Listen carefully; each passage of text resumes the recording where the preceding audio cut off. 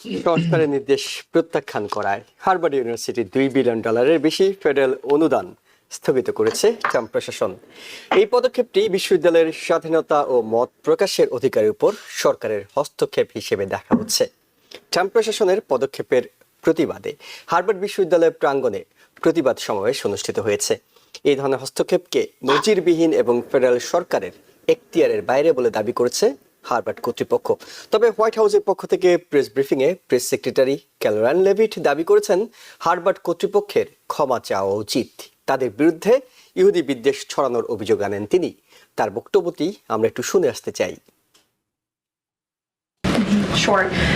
First, when it comes to Harvard, as I said, the president has been quite clear they must follow federal law. He also wants to see Harvard apologize, and Harvard should apologize for the egregious anti-Semitism that took place on their college campus against Jewish American students. There were professors who said that he had engaged in discriminatory behavior against Jewish students. Of course, you had the former president of the university saying bullying and harassment depends on the context. You also had an encampment on Harvard Yard that we all saw play out before the cameras. The university failed to impose formal discipline on any students for this anti-Semitic conduct violations, including the occupation of a campus building and the disruption of classes with bullhorns. Why do Ivy League schools get so much federal funding? It's a very good question, and it's a question the president has obviously raised in his discussions and negotiations with not just Harvard, but also Columbia and many other Ivy League institutions. We have the Anti-Semitism Task Force, which the president promised and delivered on. The Anti-Semitism Task Forces across the government, representatives from various federal agencies who meet on a weekly basis to discuss the question that you just raised. And I think a lot of Americans are wondering why their tax dollars are going to these universities when they are not only indoctrinating our nation's students, but also allowing such egregious illegal behavior to occur.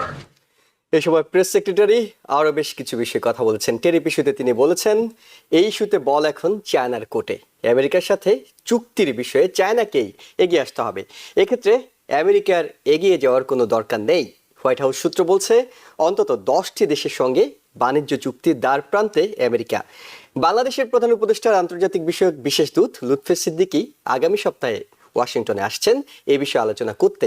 White হাউসের press secretary আরেকটি বক্তব্য এখানে খুবই গুরুত্বপূর্ণ, সেটি হলো তার অভিযোগ ডেমোক্র্যাটরা সিটিজেনদের চেয়ে অবৈধ অভিবাসীদের যেভাবে অগ্রাধিকার দিচ্ছেন তা মন ছুঁয়ে যাওয়ার মতো ব্যাপার। মূলত তিনি ব্যঙ্গ করেছেন ডেমোক্র্যাটদের। এই অবস্থায় হোয়াইট হাউস থেকে বিদায়ের পর আজ প্রথমবারের মতো কোনো জনসভায় আসছেন জো বাইডেন। ডেমোক্র্যাটদের অন্য শীর্ষ নেতা সেনেট মাইনরিটি লিডার চাক শুমারকে নিয়ে শুধু দলের ভিতর নয়, অসন্তোষ বাড়ছে তার নির্বাচনী এলাকা নিউ ইয়র্কারদের মধ্যেও। আজ প্রকাশিত ম্যারিস্টের জরিপ বলছে 53% নিউ ইয়র্কার মনে করেন চাক শুমারকে এই পদ থেকে সরিয়ে দেওয়া উচিত। তবে আলো ছড়াচ্ছেন নিউ ইয়র্কের আরেক কংগ্রেস ওমেন আলেকজান্দ্রিয়া ওকাসিয়া-কর্টেস।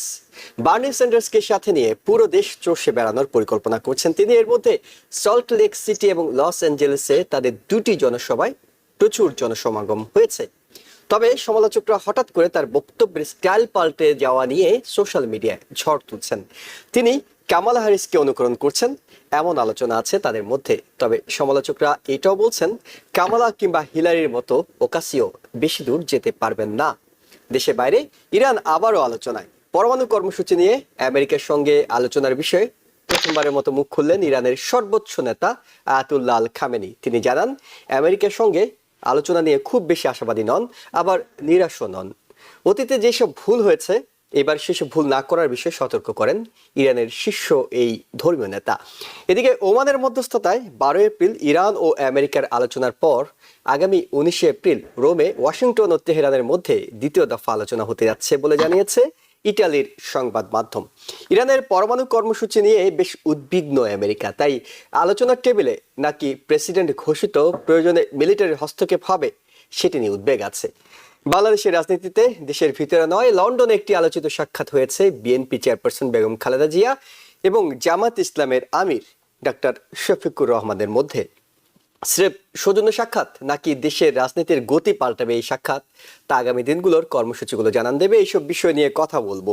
TVN 24 এর নিয়মিত আয়োজন আওয়ার ডেমোক্রেসি অনুষ্ঠানে আপনাদের সাথে আছি আমি ইহসান জুয়েল, এবং এইসব বিষয়ে বিশেষজ্ঞ মতামত দিতে আমাদের সঙ্গে যুক্ত হচ্ছেন ইউনিভার্সিটি অফ নিউ অরলিন্সের professor emeritus doctor Mostafa Sarwar এবং নিউ জার্সির মনমথ ইউনিভার্সিটির স্কুল অফ সোশ্যাল ওয়ার্কের dean professor doctor Gulam M Madbar. আপনাদের দুজনকে স্বাগত জানাচ্ছি আমাদের আলোচনায়। আমরা অনেকগুলো বিষয়ের সূচনা করেছি, দর্শকদেরকে ধারণা দেওয়ার চেষ্টা করেছি, তবে শুরুতে হার্ভার্ড বিশ্ববিদ্যালয় নিয়ে কথা বলতে চাই। কলম্বিয়া ইউনিভার্সিটির এক ছাত্রকে ডিপোর্ট করার পর আরও একজনকে গ্রেপ্তারের খবর আমরা পেয়েছি, তাকে ডিপোর্ট করা হতে পারে। এর মধ্যে আলোচনা এসেছে Harvard university. Professor doctor Mostafa Sarwar, আপনার কাছে জানতে চাই, ট্রাম্প প্রশাসনের পক্ষ থেকে যে দাবি কিংবা নির্দেশগুলো দেওয়া হয়েছিল হার্ভার্ড কর্তৃপক্ষকে, সেখানে ইহুদি বিদ্বেষের কিংবা তাদেরকে সুরক্ষা দেওয়ার বিষয়টিও ছিল।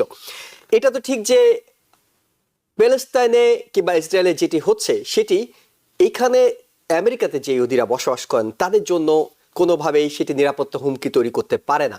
যখন কলম্বিয়া ইউনিভার্সিটি থেকে শুরু করে বিভিন্ন ইউনিভার্সিটিগুলোতে এই ইস্যুতে আন্দোলন হয়েছে, কোথাও কোথাও অভিযোগ উঠেছিল ইহুদি বিদ্বেষ ছড়ানো হচ্ছিল, এবং সেই অভিযোগেই ডিপোর্ট করার মতো ঘটনাও ঘটছে।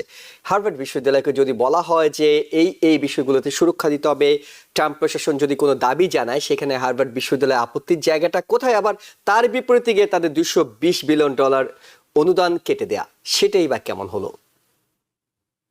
না, এটা হচ্ছে কি যে অ্যান্টিসেমিটিজম যেটা, হ্যাঁ, সেটা তো মানে সবাই মানে মানে ইহুদি জাতির বিরুদ্ধে তাদের ধ্বংসের জন্য যে আইডিয়াস গুলো আছে, এগুলো তো কোনো ভদ্র কোনো শিক্ষিত লোক কখনো সমর্থন করে না, এবং হার্ভার্ডের তাই।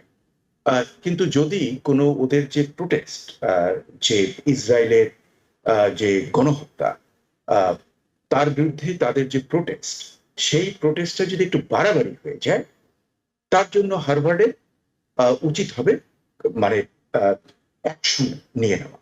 এবং আমার মনে হয় হার্ভার্ড এই ব্যাপারে তারা প্রচেষ্টা চালিয়েছে। এবং তার একটা এক্সাম্পল হলো যে এই যে মানে হার্ভার্ডের বিরুদ্ধে যে অ্যাকশনটা নেওয়া হলো, তার কিন্তু সমালোচনা করলো কে? সামনার। উনি নিজে জুইশ, উনি নিজে ইহুদি, উনি এটাকে সমালোচনা করলেন, এটাকে বিরোধিতা করলেন। এই যে উনি কিন্তু হার্ভার্ডের প্রাক্তন প্রেসিডেন্ট সামনার, এবং ওখানকার অর্থনীতির নামজাদা অধ্যাপক, এবং উনি এটাকে অপোজ করেছেন ডোনাল্ড ট্রাম্পের এই যে নতুন এটা। আমার মনে হয় এইসব ব্যাপারে খুব মানে এমিকেবলি, মানে উভয় পক্ষে বসে এই ধরনের সিদ্ধান্ত মানে যাতে না হয়, কিংবা একটা বিশ্ববিদ্যালয়ের রিসার্চ যাতে বন্ধ না হয়ে যায়, নষ্ট না হয়, সে ব্যাপারে উভয় পক্ষকে খুব মানে মানে এমপ্যাথি নিয়ে, খুব বন্ধুত্বমূলক মানে ভাব নিয়ে তাদেরকে একত্র হওয়া উচিত, এবং এর একটা সিদ্ধান্ত নেওয়া উচিত। আমার মনে হয় যে এটা ঠিক হয়ে যাবে, কারণ বিশ্ববিদ্যালয়ের যে ফ্রিডম অফ এক্সপ্রেশন এবং বিশ্ববিদ্যালয়ের যে রিসার্চ, সেখানে যে বাধা দেওয়া, কোনো ক্রমে কনস্ট্রেন্ট, সেটা কিন্তু যুক্তরাষ্ট্রের জন্য ভবিষ্যতে খুব খারাপ হয়ে যাবে। তার কারণ এই বিশ্ববিদ্যালয় কিন্তু পয়েন্ট কাউন্টার পয়েন্ট, বিভিন্ন মতবাদ, বিভিন্ন জিনিসের জন্ম হয়, এবং সেই জিনিসগুলো এখানে প্রতিপালিত হয়, এবং সেটাই কিন্তু বিশ্বকে পরিবর্তন করে দেয়, এবং সেটাকে বাধাগ্রস্ত করাটা ঠিক হবে না। আমার যেন মনে হয় যে সবাইকে শান্ত হয়ে মানে ধীর স্থির মাথায় এই ব্যাপারে একটা মানে সলিউশন বের করা উচিত।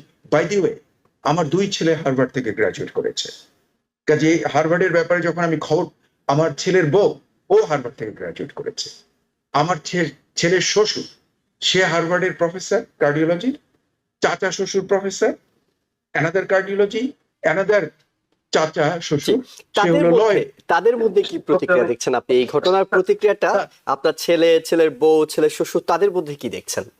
হ্যাঁ, শ্বশুর এবং শ্বশুরের ভাইরা, মানে তারা 3 জনই হার্ভার্ডের প্রফেসর, এবং না, তারা এটাকে তো শুধু তাই না, এক চাচা শ্বশুর উনি ছিলেন হার্ভার্ড কর্পোরেশনের চেয়ারম্যান, আচ্ছা, এবং ওদের মেইন কাউন্সিল মানে লয়ার ছিলেন। কাজে তারা এটাকে মানে $2 বিলিয়ন কেটে দেওয়া একটা বিশ্ববিদ্যালয় থেকে, সেটা তো একটা চারটিখানি ব্যাপার নয়। এর যে রিসার্চ যে হয় এই বিশ্ববিদ্যালয় এবং লেখাপড়া হয়, সেটা তো দারুণভাবে ক্ষতিগ্রস্ত হবে। তবে আমার যেন মনে হয় যে এটা লিটিগেশন হবে এবং সুপ্রিম কোর্টে আলটিমেটলি যাবে, এবং আমার যেন মনে হয় যে সুপ্রিম কোর্টে যারা আছে তাদের অনেকেই হার্ভার্ড ইউনিভার্সিটির সঙ্গে জড়িত। আমার মনে হয় না যে এই 2 বিলিয়ন যে কাট হয়েছে এটাকে মানে এই কাট অবস্থায় ধরে রাখা যাবে না, এটা Supreme Court will take action.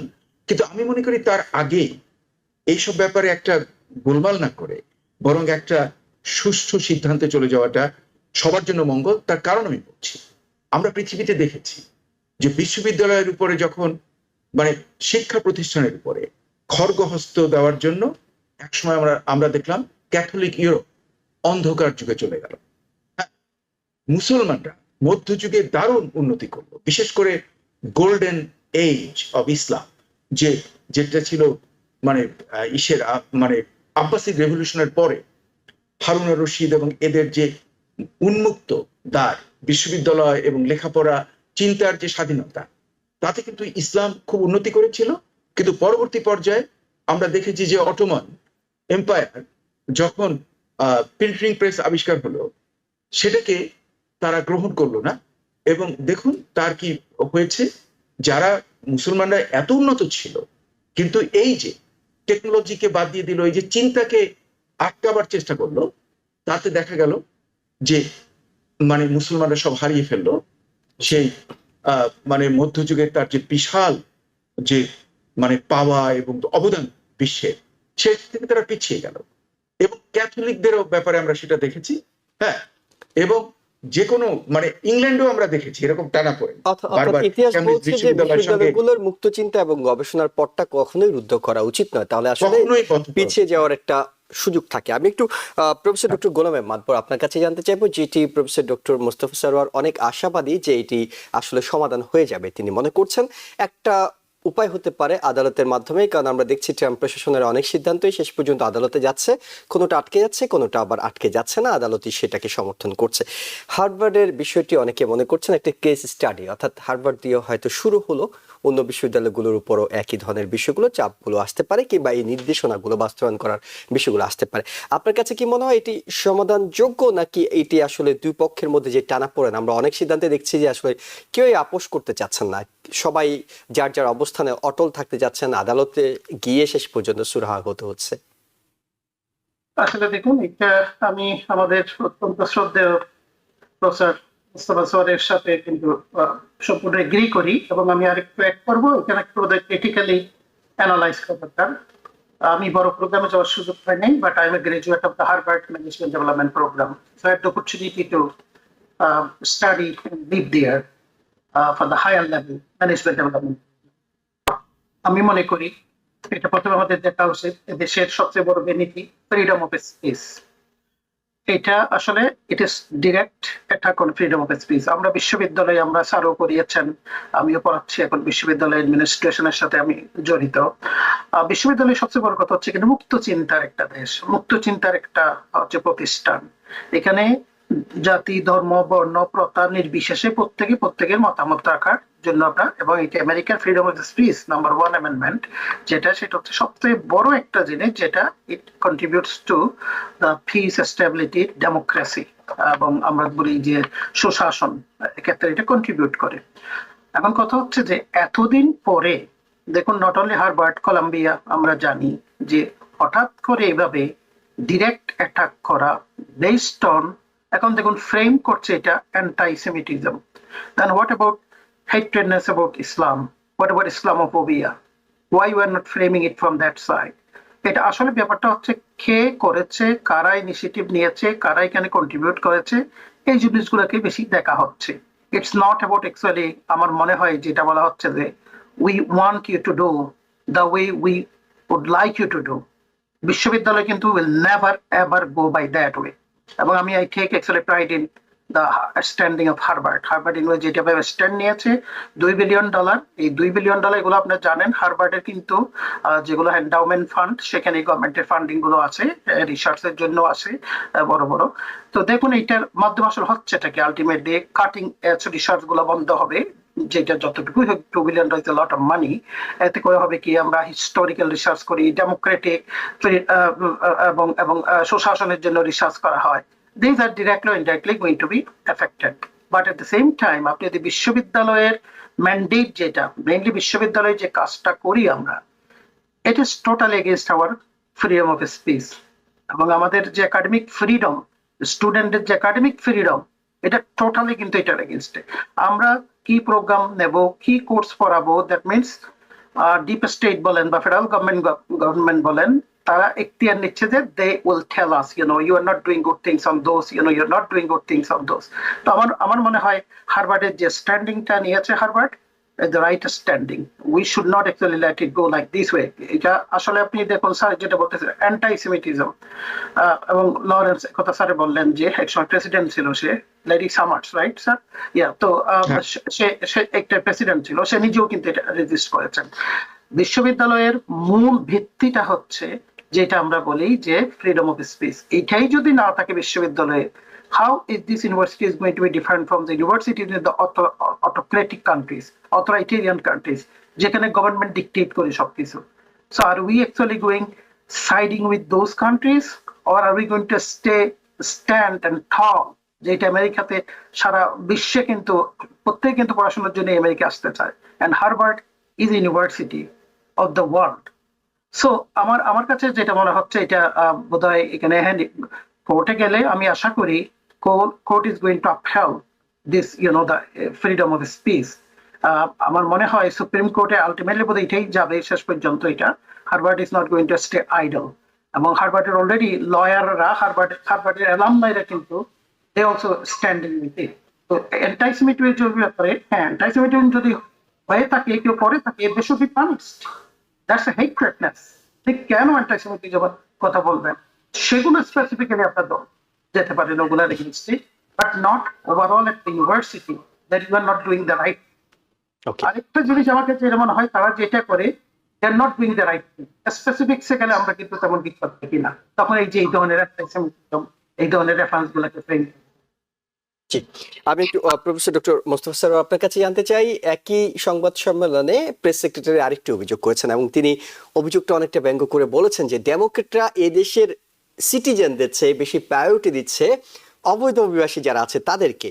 আপনি এই বিষয়টার সঙ্গে কি একমত হচ্ছেন কিনা, যে ডেমোক্রেটদের এর আগেও বর্ডার নিয়ে তাদের কিছু নীতি পুরো ডেমোক্রেট দলকে ডুবিয়েছে বলে অনেকে মনে করছেন? সেক্ষেত্রে কোন প্রেক্ষিতে আসলে এটি মনে হচ্ছে যে তারা অবৈধ অভিবাসীদেরকে বেশি গুরুত্ব দিচ্ছেন? না, যে ইনসিডেন্টকে কেন্দ্র করে, যে মানে মেরিল্যান্ডের ব্যাপারটা নিয়ে, সেখান থেকে একজনকে মানে ডিপোর্ট করা হচ্ছে এল সালভাডোরে, হ্যাঁ, সেটার ভিত্তি করে এটা এরা বলেছে। ইমিগ্রেশনের ব্যাপারে ডেমোক্রেটরা কিন্তু একটা আইন করার চেষ্টা করেছিল ডিউরিং বাইডেন টাইম, হ্যাঁ, এবং সেখানে কিছুটা বাইপার্টিজান সমর্থনও ছিল, কিন্তু সেটা ডোনাল্ড ট্রাম্প বিরোধিতা করার জন্য সেটা হতে পারেনি। তারপরে ওবামার সময় সবচেয়ে বেশি ইলিগাল ইমিগ্রেন্টকে ধরা হয়েছিল বর্ডারে, ধরে তাদেরকে ডিপোর্ট করে দেওয়া হচ্ছে। কাজে এটা আমি মনে করি যে এটা একটা পলিটিক্যাল রেটরিক, এর কোনো সার মর্ম নেই, এর কোনো মানে ভিতরে কোনো কন্টেন্ট নেই, এটা একটা বাহ্যিক পলিটিক্যাল রেটরিক্স। মানে আমি ডেমোক্র্যাটদের ইমিগ্রেশন পলিসির কতগুলো ব্যাপার নিয়ে আমি সমালোচনা আপনাদের এই অনুষ্ঠানে এই প্ল্যাটফর্মে করেছি, কিন্তু তার অর্থ নয় যে ডেমোক্র্যাটরা সিটিজেনকে বাদ দিয়ে ইমিগ্রেন্টদেরকে বেশি করে, না, সেটা তো হতেই পারে না। সেটা একটা জাস্ট একটা মানে রাজনৈতিক বক্তব্য হিসেবে আপনি দেখছেন। আমি একটু একই সাথে প্রফেসর ডক্টর গোলাম মাতবর আপনার কাছে যেতে চাই। যখনই ডেমোক্রেটদের বর্তমান অবস্থা নিয়ে আলোচনা করতে হয়, তখনই আসলে সেখানে জো বাইডেনের একটা বড় ভূমিকা আনতে হয়, যে জো বাইডেনের কিছু ভুলের কারণে হয়তো ডেমোক্রেটদেরকে আজকের এই অবস্থা পড়েছেন। অবশেষে জো বাইডেন হোয়াইট হাউস থেকে বিদায় নেওয়ার পর আজকে প্রথমবারের মতো কথা বলতে যাচ্ছেন। তিনি বিশেষ করে সোশ্যাল সিকিউরিটির বিষয়গুলোকে সামনে আনতে যাচ্ছেন। জো বাইডেন যদি সক্রিয় হয়, সেটি ডেমোক্রেটদের জন্য কতটা ইতিবাচক ভূমিকা বয়ে আনবে বলে আপনি মনে করেন? আমি তার আগে একটু বলতে চাই আসলে ইমিগ্রেশন নিয়ে, এটা একটা দাফল গাই আর কি, someone need to be blame.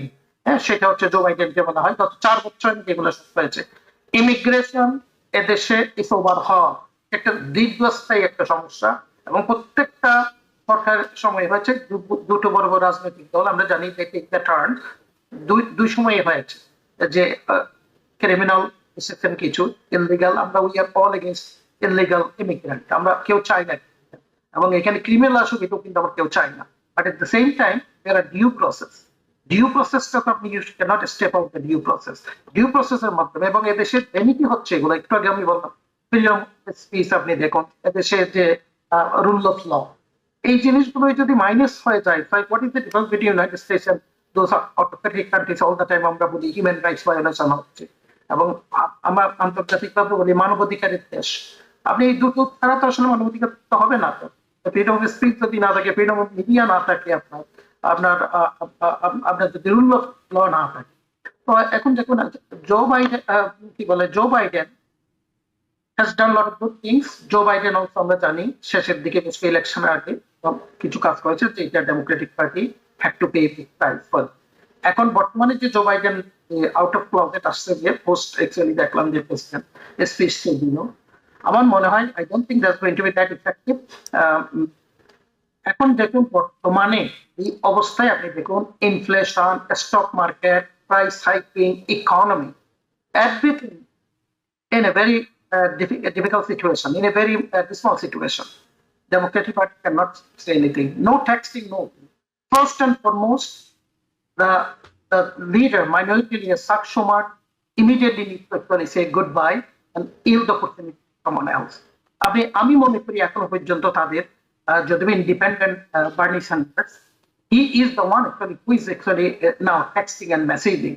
And of course, AIC, Senator housing. So these are the leaders here. Our Joe Biden, he got defeated.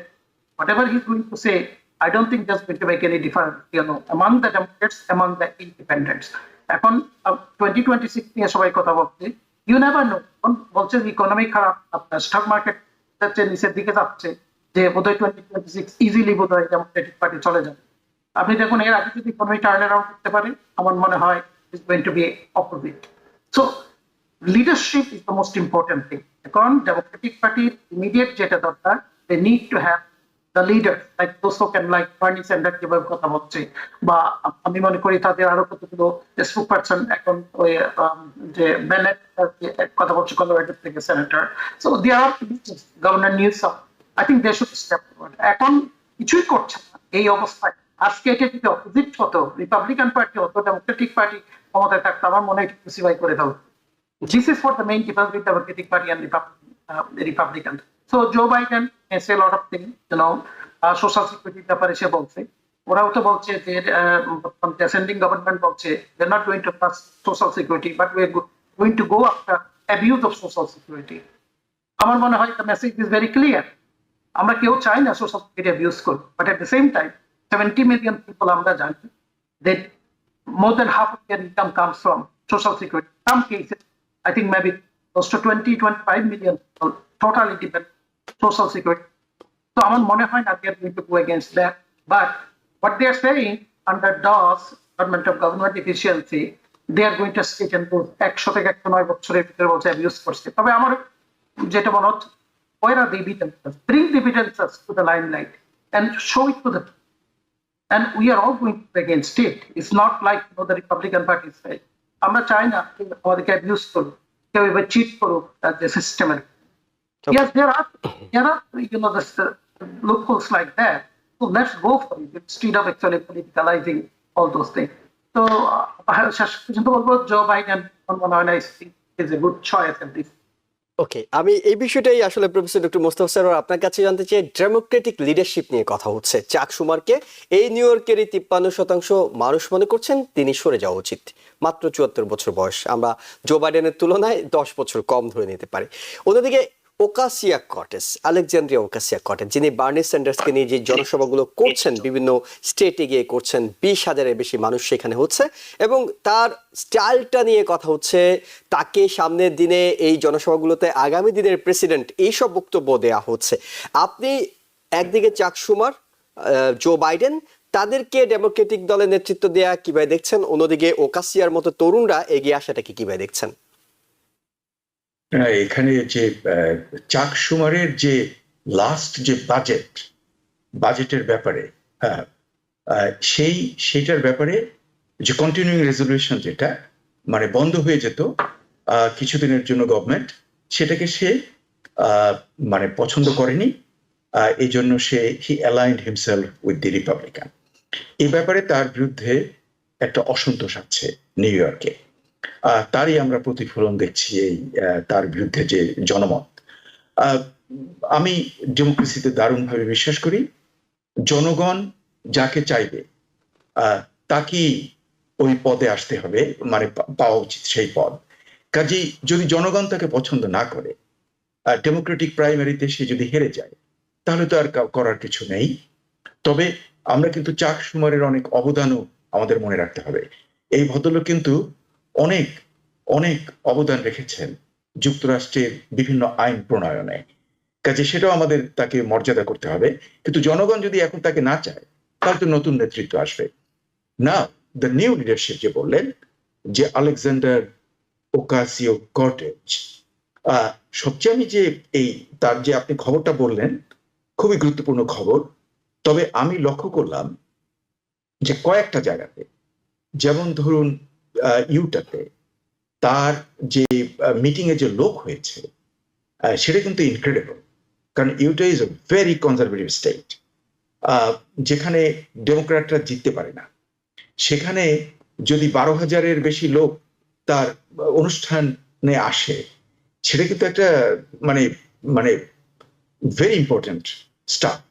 যে এটাকে আমাদের লক্ষ্য করতে হবে যে নিশ্চয়ই কোনো একটা কিছু রয়েছে যে জন্য তার মিটিং এ এত লোক আসছে। এবং বার্নি স্যান্ডার্সের অবশ্য একটা মানে গ্রহণযোগ্যতা হচ্ছে পুরো দেশে, যে ওনাকে পছন্দ করে, এবং ওনার যে প্রোগ্রেসিভ প্ল্যাটফর্ম, তার কিন্তু অনেক দারুণ ভক্ত লোক আছে।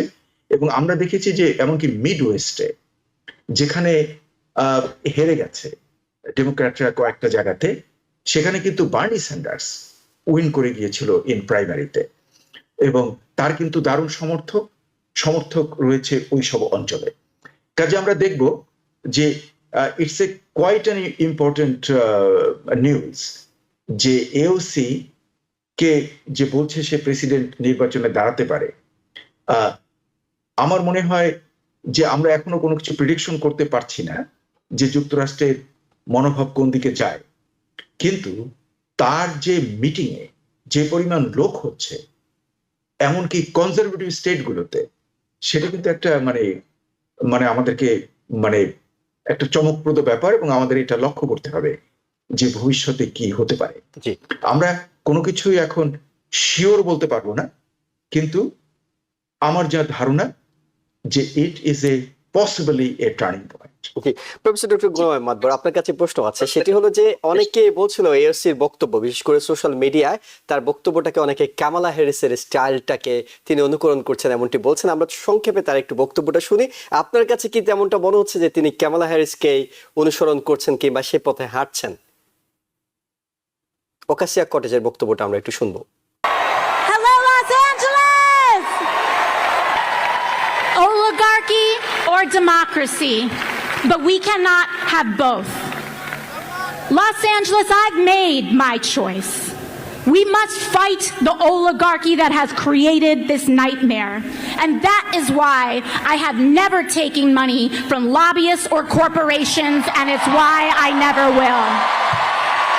No matter if you have all the right words to say, no matter your race, religion, gender identity, or status, no matter if you disagree with me on some things, but if you are willing to fight for someone that you don't know, you are welcome here. Professor doctor Golam Ahmad Matbar, আপনার কাছে জানতে চাই যে ওকাসিয়া, তাকে নিয়ে আলোচনা হচ্ছে social মিডিয়ায়, বেশ কিছু স্ক্রিনশট আমরা হয়তো দেখাবো আপনার আলোচনা চলাকালে যারা আলোচনা করছে। আসলে কি ভবিষ্যৎ প্রেসিডেন্ট, নাকি আসলে তিনি অনেকটা নাটকীয়তা তৈরি করতে চান? দেখুন, আসলে she has all the potential. তার সাথে যেটা বলা হচ্ছে Kamala Harris, these are two different personalities. হ্যাঁ, they actually talk about the people's right, which is good. I think that's what actually they should. People want to জনগণ কিন্তু ওইটাই শুনতে চায় যে তাদের চাহিদা নিয়ে কথা বলছে কিনা, তাদের ভবিষ্যৎ নিয়ে কথা বলছে কিনা, তাদের লাইভলিহুড নিয়ে কথা বলছে। এবং ডিফারেন্স হচ্ছে দুজনের ভিতরে। আলেকজান্ডার অকাসিও-কর্টেজ হচ্ছে she is more charismatic than the Kamala Harris. She is more forceful এবং তার কথার মধ্যে দেখবেন যে তার একটা ইনফ্লুয়েন্সিয়াল একটা ভয়েস চলে আসে, যেটা কিন্তু আমরা কমলা হ্যারিসের ভিতর দেখতে পাইনি। She was also good leader, but আমার কাছে মনে হচ্ছে this person is more charismatic. Yes, she has the potential to go long way. In fact, with all kinds of mentorship and support from the party and the institution. তো আসলে দেখুন সে শুরু করেছে যে অলিগার্কি, ফাইট এগেইনস্ট অলিগার্কি। আমি জানি সেটা Bernie Sanders এবং দুইজনই বলছে আর কি। So that's why the hitting point, that's why the pin point. The way actually she presented, I think the style of her presentation, that shows her leadership style. So I see more potential in her as she moves along, in the journey. আর সে young, যেটা এখন দেখুন ভবিষ্যতে যেটা আসছে সেটা হচ্ছে ইয়াং পিপলদেরই কিন্তু এখন লিডারশিপে জেনারেশন আমরা সারা বিশ্বে দেখতে পাচ্ছি, ইনক্লুডিং আমরা বাংলাদেশেও যেটা দেখলাম আর কি। এবং she fits into আপনার that কাছে generation. একটা প্রশ্ন আপনার কাছে করতে চাই, সেটা হলো যে এর আগে ডেমোক্রেটিক দুজন নারী প্রার্থী হিলারি ক্লিন্টন এবং কামালা হ্যারিস দুজনকে দেওয়ার পরে ডেমোক্রেটরা হেরে গিয়েছে। সেক্ষেত্রে আগামী দিনে কি ডেমোক্রেটরা আরেকজন নারী প্রার্থী নেওয়ার এই চ্যালেঞ্জটা নেওয়ার জন্য প্রস্তুত মনে হয়? এটা আমার মনে হয় যে ইলেকশনে এখন বর্তমানে যে বিশেষ করে যে ট্রাম্পের যে সিচুয়েশন, ইলেকশন এটা কিন্তু পরিস্থিতি কিন্তু ডিটারমাইন করে। আগে যে দুইজন হেরে গিয়েছে বলে যে আরেকজন যে থার্ড ক্যান্ডিডেট হারবে, নট নেসেসারি। কিন্তু American people will actually wake up হয় কিন্তু after the lose, after and that's what might happen. তো আমি এটা বলবো না যে প্রবাবিলিটি যে দুজন হেরে গিয়েছে, third person is not going to be able to actually succeed. I think this person really charismatic. I can see actually energy in her synergy in her deliberation and speech is more like Barack Obama. তার কথাবার্তা ফোর্সটা দেখবেন যে that's what it actually make her more outstanding. অনেক ধন্যবাদ। আমরা একটা ছোট বিরতি নিচ্ছি। বিরতি থেকে ফিরে আমরা ইরান এবং বাংলাদেশ প্রসঙ্গে আলোচনা করার চেষ্টা করব। দর্শক আমাদের সঙ্গে থাকুন। আবার স্বাগত আওয়ার ডেমোক্রেসি অনুষ্ঠানে। আপনাদের সাথে আছি আমি সানজুয়েল। আমাদের সাথে বিশেষজ্ঞ অতিথি হিসেবে আছেন ইউনিভার্সিটি অফ নিউ অরলিন্সের professor emeritus doctor Mostafa Sarwar এবং নিউ জার্সির মনমাউথ ইউনিভার্সিটির প্রফেসর ডক্টর গোলাম মাদবর। আপনাদের দুজনকে আবারও স্বাগত। আমি ইরান প্রসঙ্গে যেতে চাই। প্রফেসর ডক্টর মুস্তাফা সরওয়ার, আপনার কাছে জানতে চাই, আলোচনার পথ খুলেছে অনেকদিন পর ইরানের সাথে, যেখানে আমেরিকার কূটনৈতিক সম্পর্ক নেই, সেখানে এক দফা আলোচনার পর দ্বিতীয় দফা আবারও সরাসরি আলোচনা করতে চায় দুই পক্ষই। তবে একটা জায়গায় এসে আমেরিকা অনেক তাড়াহুড়ো করছে। সেটি হলো আমেরিকার ধারণা ইরান দ্রুত পারমাণবিক কর্মসূচির দিকে এগিয়ে যাচ্ছে। বেশ কিছু ইসরায়েলের রিপোর্ট এবং অন্যান্য রিপোর্টে সেটি বলছে। আপনার কাছে কি মনে হয় আলোচনার টেবিলে বসে দুই পক্ষ সমাধানে পৌঁছবে, নাকি প্রেসিডেন্ট ট্রাম্প বারবার যেটি বলছেন যে প্রয়োজনে মিলিটারি প্রয়োগ করা হবে, মিলিটারি শক্তি প্রয়োগ করা হবে? আমরা ডোনাল্ড ট্রাম্পের আগের যে বক্তব্য আমরা শুনেছি যে সে যুদ্ধ পছন্দ করে না, সে কোথাও যুদ্ধে অংশগ্রহণ করতে চায় না। কিন্তু আমরা দেখছি যে বর্তমানে সে যে অনেক জায়গাতেই আবার যুদ্ধের পক্ষে চলে যাচ্ছে। আমার যেন মনে হয় যে হয়তোবা ইরান নিউক্লিয়ার যে ওয়েপন, বম বানাবার ব্যাপারে তারা মনে হয় বেশ এগিয়ে গেছে, আমার যা মনে হচ্ছে। এবং সেই ইন্টেলিজেন্স রিপোর্ট আপনি যে বলেছেন সেটা যুক্তরাষ্ট্রের কাছে রয়েছে। এই কারণেই সরাসরি ডোনাল্ড ট্রাম্প যোগাযোগ করেছে ইরানের সঙ্গে to sit down and have a solution. In other words, সলিউশনটা তো ওই যে ইরান যাতে নিউক্লিয়ার বম তৈরি করতে না পারে, সেটা যুক্তরাষ্ট্রের পক্ষ থেকে এটাকে প্রেসারাইজ করা হবে। এবং এর কিন্তু সমর্থন রয়েছে ইসরায়েলের এবং অন্যান্য আরব কান্ট্রিও চায় না যে ইরান নিউক্লিয়ার বম বানাক। হ্যাঁ, এই ব্যাপারে আরবরা কিন্তু প্রায় অলমোস্ট ঐক্যবদ্ধ, তারা চায় না যে ইরানের এটা থাকুক। আচ্ছা, এইরকম একটা অবজেক্টিভ রিয়ালিটি ওখানে। এই রিয়ালিটির মাঝখানে আমার যেন মনে হয় যে ইরানের যে নেতৃত্ব তারা বুঝতে পারবে, কারণ অলরেডি দুটো aircraft carrier moved into nearby seas, Arabian সিতে চলে গেছে। সেটা কিন্তু ইরানের জন্য খুব একটা ভালো খবর নয়। আমি বুঝতে পারছি না এদের কি প্ল্যান, যুক্তরাষ্ট্রের কি প্ল্যান। আমি যে কোনো যুদ্ধেরই বিপক্ষে। এই যুদ্ধ হওয়ার কোনো মানে এর কোনো পজিটিভ কোনো কিছু পাওয়া যায় না যুদ্ধ করে। কাজেই আমার যেন মনে হয় সেটাকে অ্যাভয়েড করতে হবে। ইরানকেও সফেন করতে হবে তার আইডিয়া। যদি সমস্ত তার বিরুদ্ধে যে সমস্ত স্যাংশনস রয়েছে এগুলোকে যদি উইথড্র করা হয়, তাতে যদি ডোনাল্ড ট্রাম্প রাজি হন এবং ইরান যদি রাজি হয় যে না আমরা নিউক্লিয়ার বম্ব করব না, হ্যাঁ, তারা তো অলরেডি টেকনোলজিতে অনেক এগিয়ে গেছে। They almost know how to make it. জ্ঞান তো আর কারোর কাছ থেকে ছিনিয়ে নেওয়া যায় না। লেখাপড়া ওরা যা করেছে, যে ইরানিয়ান বিজ্ঞানীরা যা শিখেছে এবং তারা যতটা অ্যাডভান্স করে গেছে, সেটা তো মানে পৃথিবীর সব জিনিস নিয়ে নেওয়া যায়। কিন্তু আপনি এই বিজ্ঞানীরা যদি জীবিত থাকেন, you can't take it from them. এটা তো ইরানে রয়ে গেল। আমার যেন মনে হয় যেন ইরানের ব্যাপারটা, ইরানের পক্ষ থেকে তাদের স্ট্যান্ডটাকে সফেন করা উচিত এবং যদি তাদের বিরুদ্ধে যে স্যাংশন রয়েছে সেগুলো যদি উঠে যায়, তাহলে আই গ্যারান্টি ইউ ইরানের জনগোষ্ঠী এত শিক্ষিত এবং এত ডেডিকেটেড এবং এত জাতীয়তাবাদী এবং দে আর ভেরি প্রাউড পিপল, এবং পৃথিবীতে সবচেয়ে দীর্ঘকালীন সাম্রাজ্যের যেটা ছিল সেটা পার্সিয়ান এম্পায়ার, এই ইরানিয়ানদের। কাজে এদের প্রতি এই জনগোষ্ঠীর প্রতি আমার দারুণ শ্রদ্ধা রয়েছে। এবং তারা যদি পরিশ্রম করে এবং তাদের উপর যদি স্যাংশন না থাকে, তাহলে কিন্তু ইরান অতি অল্প সময়ের মধ্যে বিশ্বের অন্যতম শ্রেষ্ঠ জ্ঞান বিজ্ঞানের উন্নত দেশে পরিণত হতে পারবে। আমার মনে হয় সেই দিকেই যাওয়া উচিত। যুদ্ধ হলে আসলে কারো জন্য সেটা ভালো কিছু আনে না। এই তো এর প্রমাণ তো আসলে মানে আপনি কোনো সংখ্যা দিয়ে কিংবা স্টেট দিয়ে এটা বোঝানোর কিছু নেই, এটা সবার জন্যই ক্ষতিকর হয়। আমি একটু প্রফেসর ডক্টর গোলাম মোহাম্মদ আপনার কাছে যেতে চাই। ইরান প্রসঙ্গে যদি খুব সংক্ষেপে বলে আমরা আসলে বাংলাদেশ প্রসঙ্গে আপনার কাছ থেকে একটু শুনতে যাচ্ছি, এই কারণে যে আজকেই প্রধান উপদেষ্টার সঙ্গে মানে বাংলাদেশ যখন আজকে সকাল হবে প্রধান উপদেষ্টার সঙ্গে বিএনপি বৈঠক করবে, তার ঠিক আগে আগে লন্ডনে আমরা দেখলাম বেগম খালেদা জিয়ার সঙ্গে ডক্টর শফিকুর রহমানের একটি বৈঠক হয়েছে। স্বাভাবিকত দুই পক্ষ থেকে বলা হচ্ছে তিনি অসুস্থ, বেগম খালেদা জিয়া, তাকে দেখতে গিয়েছেন লন্ডনে ডক্টর শফিকুর রহমান। যদিও এই সুযোগটা বাংলাদেশেও ছিল দেখা করার, যখন আমরা দেখছিলাম সেনার প্রধান দেখা করেছিলেন, জামায়াতের আমির তখন দেখা করেনি। দেশের রাজনীতিতে দুটো দল বিএনপি যেমন দুদিকে হাঁটছে বলে অনেকে মনে করছিল, সেই জায়গায় দুই শীর্ষ নেতার এই বৈঠকটাকে কিংবা দেখা হওয়াটাকে অনেকে ইতিবাচক ভাবে দেখছেন। এটি কি দেশের রাজনীতিতে নতুন কোনো ভূমিকা রাখতে পারে বলে আপনি মনে করছেন? আচ্ছা, আমি আগে একটু ইরানের ব্যাপারে বলি।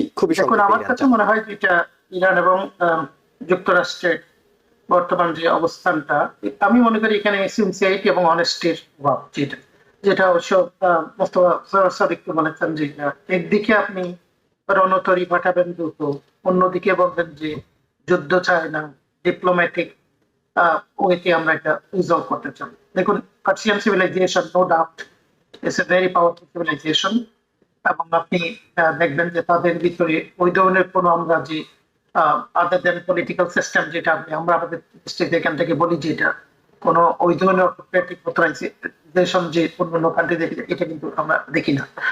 তো তারা কিন্তু পাওয়ারফুল এবং খুবই সেলফ রিলায়েন্ট পিপল। এত স্যাংশন, এত কিছুর পরে কিন্তু তারা কিন্তু they are standing very firm in the whole world. তো হ্যাঁ, আমি জানি না কতটুকু তারা এনরিচমেন্টে গিয়েছেন ইউরেনিয়াম, বিভিন্ন ধরনের মতবাদ আছেন। এটা কিন্তু আসলে কেউ চায় না। আমি জিনিসটা এটা সার্বতই বলেছেন যে আরেকটা নিউক্লিয়ার পাওয়ার হোক, এটা কেউ চায় না। কিন্তু এটা কিন্তু আসলে ইন্টারন্যাশনাল অ্যাটমিক এনার্জি কমিশনের মাধ্যমে, এজেন্সির মাধ্যমে কিন্তু এটা বারবারই ছিল, কিন্তু ইউনাইটেড স্টেটস কিন্তু এখান থেকে ওয়ার্ক আউট করেছে। এখানে সবচেয়ে বড় সমস্যাটা হচ্ছে ইটস নট অ্যাবাউট ইরান এবং United states, it's about third party কিন্তু এই জিনিসটাকে আসলে প্রমোট হতে চাচ্ছে না, পিসফুলি হোক আর কি। তাও চায় না। মেইন সংখ্যাটা এটাই যে এখানে যদি নিউক্লিয়ার পাওয়ার হয় তাহলে সেটা তাদের জন্য ব্যস্ত গেল। এইটাই মেইন, এটা আপনার মেইন এটা, এবং দ্যাটস হোয়াট ইজ দ্য ওকে। বাংলাদেশের ব্যাপারে আসলে দেখুন যে জামাত এবং বিএনপি তো সবসময় একসাথে কাজ করেছেন, আমরা জানি বিভিন্ন সময়ে কিন্তু তারা একসাথেই ছিলেন, জাস্ট এক্সেপশনালি কয়েকটা সিচুয়েশন ছাড়া। এবং আপনি যতই বলেছেন যে বেগম খালেদা জিয়া যখন লন্ডনে যায় চিকিৎসার জন্য, জামান যে বর্তমান চিফ অফ স্টাফ এবং তার ওয়াইফ এসে তার দেখা করেছেন, এগুলো আমার কাছে মনে হয় এগুলা অনেকটা যে গুডউইল কাইন্ড অফ ভিজিট, এবং এটা আমি মনে করি সিভিলিটি শিষ্টতা, এটা যে হোক she was prime minister couple of Times before now, এবং যুক্তরাজ্যে যেটা বলা হচ্ছে তারেক রহমানের বাসায় যে শফিকুর রহমান চৌধুরী গিয়েছেন জামাতের আমির, সে কিন্তু তখন আমি যতটুকু জানিয়েছি সে গিয়েছেন কিন্তু বেলজিয়ামে একটা কনফারেন্স সেখান থেকে গিয়েছেন, এবং স্বাভাবিকভাবেই এখন ইলেকশনের কথা বলা হচ্ছে, স্বাভাবিকভাবেই কিন্তু এখন তারা তো স্বাভাবিকভাবে একসাথে কথা বলবে এবং চাচ্ছে যে দুইটাই ইলেকশন তাড়াতাড়ি হোক। আর ডক্টর মোহাম্মদ ইউনূসের সাথে যে বিএনপির বোধহয় আপনি বলছেন যে কালকে বৈঠক হবে যে সকাল হলেই, এটা তো কন্টিনিউয়াস হচ্ছে, বিএনপি সবসময় চাচ্ছে যে ইলেকশন তাড়াতাড়ি হোক। সো আমার কাছে মনে হয় না এগুলা কোনো সিগনিফিক্যান্ট কোনো কিছু তাৎপর্য বহন করে, জাস্ট কাইন্ড অফ শিষ্টাচার পলিটিক্যাল ডায়ালগ তার সব চেষ্টা করছে বিএনপি। জামাতও চাচ্ছে ইলেকশন, কিন্তু জামাত আবার একটু চাচ্ছে যে কিছু সংস্কার হয়ে তারপর ইলেকশনে যাওয়া। জি, ইলেকশনটা যাতে সুষ্ঠুভাবে সুন্দরভাবে হতে পারে সেটা তার একটু সময় লাগছে। সো আমার কাছে মনে হয় না নতুন পদ্ধতি এটা বহন করবে। ডক্টর মোহাম্মদ ইউনূস ক্লিয়ারলি বলে দিয়েছেন, ইয়েস আপনাকে কি চাচ্ছেন বলেন, আমরা এটা ওয়েবসাইটে দেখবো, জনগণ নির্ধারণ করবে। আমরা তো এসেছি আপনারা যা বলবেন সেটা করার জন্য, আমরা তো অস্থায়ী সরকার, আমাদের তো ওই ধরনের নেই। আমরা চাচ্ছি জনগণের যে উইল সেটা আমরা ফুলফিল করে আমরা ইলেকশন দিয়ে চলে যাইতে চাচ্ছেন। জি, এখানে কোনো পার্টি নিয়ে আসছে, আমাদেরকে জনগণ একটা সুশীল সমাজ থেকে কিছু লোককে এনে একটা অস্থায়ী সরকার। So this is to me, আমার any significant things coming out of this discussion of me. G, professor doctor Mostafa Sarwar, আপনাকে 1 মিনিট সময় নিতে চাই আপনার কাছ থেকে। সেটি হলো যে একটা দূরত্ব তো তৈরি হয়ে গেছে বিএনপি জামাতের মধ্যে এই 5 আগস্টের পরে, যেটি বলছিলেন যে প্রফেসর ডক্টর গোলাম মাদবর, যে তাদের মধ্যে সবসময় এক হয়ে কাজ করার একটা প্রবণতা দেখা গিয়েছে, বিশেষ করে আওয়ামী লীগের বিরুদ্ধে আন্দোলন এবং অন্যান্য বিষয়গুলোতে। কিন্তু এখন তারা তাদের সুদিনে এসে দুজনের দুটি পথ দুদিকে গেছে বেঁকে, অনেকটা এইভাবে চলছে। সেই জায়গায় একটা বৈঠক হয়েছে, কিছুটা কি বরফ গলবে, কিংবা কিছুটা কি, যেহেতু এনসিপি আরেকটা পক্ষ আছে, তারা কিছুটা এক হয়ে কাজ করা কিংবা নির্বাচনের ব্যাপারে ঐক্যমতে পৌঁছানোর কোন রকম সুযোগ কি তৈরি হলো? না, আমার যেন মনে হয় যে যে কোনো মানে কি একটা ডেমোক্রেটিক নর্মে দুটো দল তারা হয়তো প্রতিদ্বন্দ্বী হতে পারে, তাদের সমস্ত পলিসি এক নাও হতে পারে, আবার কোনো কোনো পরিস্থিতি তারা একও হতে পারে। আমরা এটা অতীতে দেখেছি যে কখনো কখনো তারা একত্রে আন্দোলন করেছে, একত্রে গভর্নমেন্ট করেছে, এমনকি সরকারে একত্রে ছিল জামাত ইসলামী এবং বিএনপি। কাজে এই যে সরাসরি দেখা খালেদা জিয়ার সঙ্গে ডক্টর শফিকুর রহমানের সঙ্গে, এটাই আমার মনে হয় প্রথম তাদের সাক্ষাৎ হলো। আমি এটাকে পজিটিভ ভাবে দেখছি যে আলোচনার মাধ্যমে কিন্তু অনেক সময় অনেক জিনিসের সলিউশন করা যায়। মাঠের স্লোগানটা এক ব্যাপার, মানে যখন খুবই যারা গুরুত্বপূর্ণ এবং যারা পলিসি মেকার্স তারা যখন একত্রে কথা বলার সুযোগ পায় তখন সেটা কিন্তু অন্যরকম। আমরা দেখেছি যে সাধারণত পলিটিক্যাল অ্যারিনাতে মাঠে যে বলা হয় যে পলিটিক্যাল রেটোরিক্স আর যে পরবর্তী পর্যায়ে সিদ্ধান্ত নেওয়া হয়, এটা কিন্তু এক না, এর মধ্যে অনেক তফাৎ থেকে যায়। কাজে আমার যেন মনে হয় যে এটাকে আমি একটা শুভ লক্ষণ মনে করছি যে বাংলাদেশে আসলে বর্তমান পরিস্থিতিতে সবাই যদি ঐক্যবদ্ধ হয়ে একটা কমন প্ল্যাটফর্মে আসে, কমন প্ল্যাটফর্মে মিনিমাম যে আমরা একটা ডেমোক্রেটিক নর্ম তৈরি করবো এখানে।